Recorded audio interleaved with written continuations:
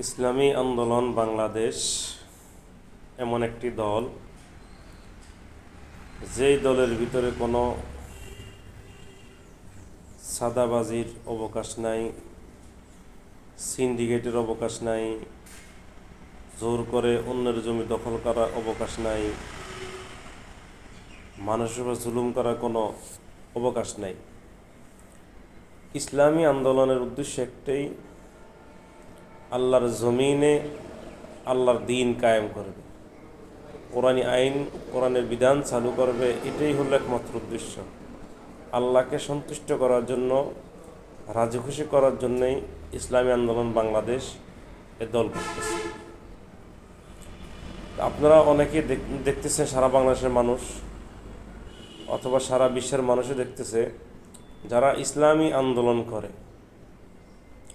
অর্থাৎ সরমনে হাত পাকার দল করে, এদের মাথায় টুপি থাকে, এদের গালে দাড়ি থাকে, এদের শরীরে জুব্বা থাকে এবং তারা নামাজি হয়, তারা দিনদার হয়। আর বাংলাদেশের ভিতরে হক দলের মধ্যে একটা হল ইসলামী আন্দোলন, এতে কোনো সন্দেহ নেই। ইসলামী আন্দোলন এটা সঠিক দল, হক দল, এতে কোনো সন্দেহ নেই।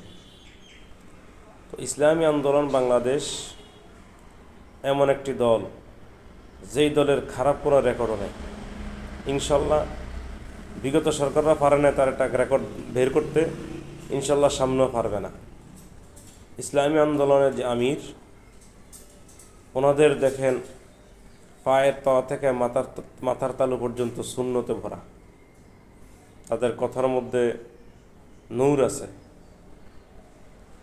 তো এই কারণে বলি ভাই, ইসলামী আন্দোলন বাংলাদেশ আজকে যারা খারাপ বলতেছেন যে ইসলামী আন্দোলন এই করে সেই করে, ভাই আপনি দূর থেকে যাই বলেন, যদি আপনি